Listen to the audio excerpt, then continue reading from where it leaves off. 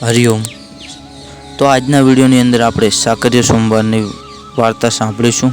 તો આ વ્રત શ્રાવણ માસના પ્રથમ સોમવારેથી કરવામાં આવે છે।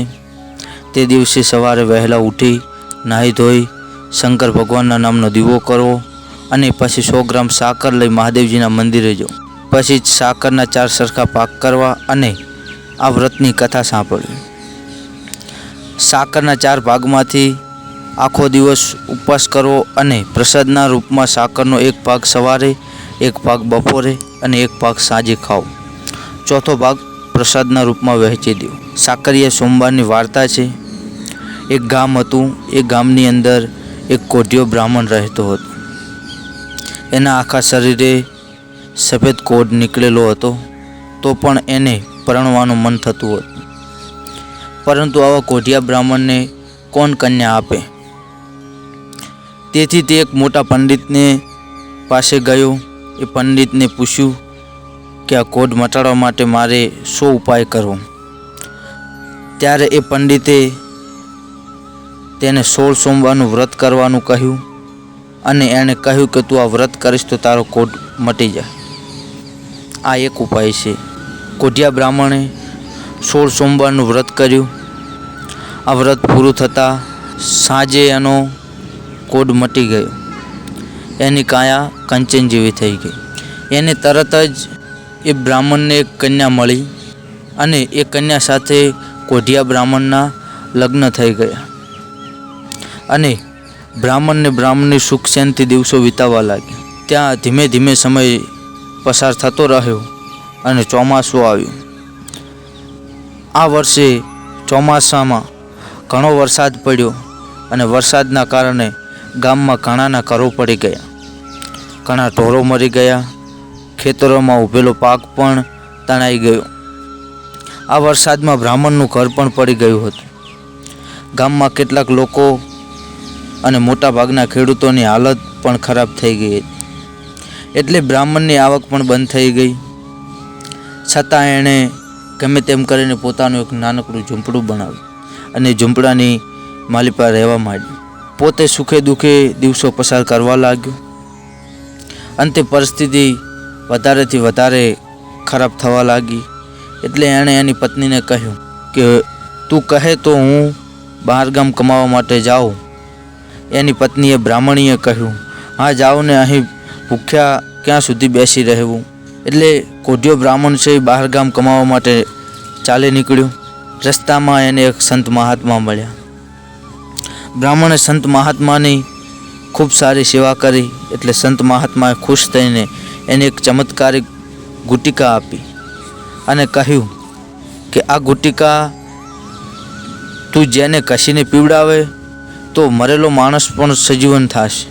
બ્રાહ્મણે તો સંત મહાત્મા પાસેથી ગુટિકા લઈ આશીર્વાદ લઈ અને રવાના થયો। ચાલતા ચાલતા એક નગરમાં આવ્યો। આવીને નગરની અંદર જોયું તો નગરના આખા લોકોની અંદર શોક ફેરાઈ ગયો હતો। બ્રાહ્મણને જાણવા મળ્યું કે ગામના રાજાની કુંવરી આજે સવારે મરણ પામી છે। એ તરત જ રાજમહેલમાં ગયો અને રાજાને બધી વાત કરી। એટલે રાજાએ કહ્યું, અરે ભાઈ, મરેલો માણસ કાંઈ સજીવન થાય ખરું? પણ છતાં તું કહેતો હોય તો આપણે અખતરો કરી જોઈએ। ભલે કહી બ્રાહ્મણે નોકર પાસે પાણી મંગાવ્યું। પાણી આવ્યું એટલે એને પથ્થર ધોઈ તેની ઉપર પેલી સંતે આપેલી ગુટિકા કસી અને તેનો રગડો કુંવરીના મુખમાં રેડ્યો। થોડીક વાર થતાં કુંવરી ભાનમાં આવ્યા, તેનું શરીરમાં ચેતન આવ્યું અને તે સરવડવા માંડી। તરત જ કુંવરીબા આળસ મરડી અને ઊભા થયા। એ સૌની સામે એકધારી નજરે જોવા લાગ્યા। આ જોઈ અને રાજા રાણી આ બ્રાહ્મણ ઉપર ખુશ થયા અને આ કોઢિયા બ્રાહ્મણને પોતાના મહેલમાં મહેમાન તરીકે રાખ્યો। ત્યારે બીજી બાજુ બ્રાહ્મણની પત્ની એ પોતે સુખે દુઃખે પોતાના દિવસો ગુજારે છે। એને પૂટ પૂરતું ખાવાનું પણ મળતું નથી। એવામાં શ્રાવણ મહિનો આવ્યો અને ગામમાં બધી જ સ્ત્રીઓ સાકરીય સોમવારનું વ્રત કરવા લાગી। આ જોઈ અને કોઢિયા બ્રાહ્મણની પત્ની બ્રાહ્મણીને પણ થયું કે હું પણ આ 16 સોમવારનું વ્રત કરું। એટલે એણે પહેલા સોમવારે ભગવાન શંકરની ભક્તિમાં ગાળ્યો, પરંતુ ઘરમાં અનાજનો એક દાણો પણ નહોતો, એટલે એણે એકટાણું ક્યાંથી કરે? એ તો બિચારી ભગવાનનું નામ લેતી લેતી ભૂખી બેસી રહી. એવામાં નગરની અંદર નગર શેઠને ઘરે એક દીકરો જન્મ્યો હતો. એની ખુશીમાં નગર શેઠે આખા ગામમાં સાકરના પડીકા વહેંચ્યા.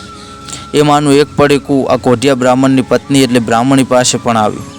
એણે એકટાણામાં પડીકામાંથી થોડીક સાકર લઈ કાઢી અને વધેલી સાકરનું પાણી કરી અને પીધું. એટલે એને ટાઢક વળી. એવામાં એ રાતે બ્રાહ્મણી સૂઈ ગઈ અને બ્રાહ્મણીના સપનામાં મહાદેવજી આવ્યા. મહાદેવજી આવીને કહ્યું, હે બ્રાહ્મણી, તે જાણે અજાણે સાકરિયા સોમવારનું વ્રત કર્યું છે, પરંતુ તું જો આ વ્રત વિધિપૂર્વક કરે તો તેનું ફળ તને ઘણું મળે, કારણ કે હું તારી ઉપર ખૂબ જ પ્રસન્ન થયો છું. એટલે બ્રાહ્મણીએ કહ્યું, પણ આ વ્રત મારે કેમ કરવું તેની મને ખબર નથી. એટલે મહાદેવજીએ તેને જવાબ આપતા કહે છે કે આ વ્રત શ્રાવણ મહિનાના 4 સોમવારે સવારે વહેલા ઉઠવાનું, નાહી ધોઈ વહેલા પરવારવાનું અને શંકર ભગવાનના નામનો દીવો કરવાનો. પછી 100 ગ્રામ સાકર લેવાની. સાકર લઈને મહાદેવજીના મંદિરે જવાનું. ત્યાં જઈને સાકરના 4 સરખા ભાગ કરવાના.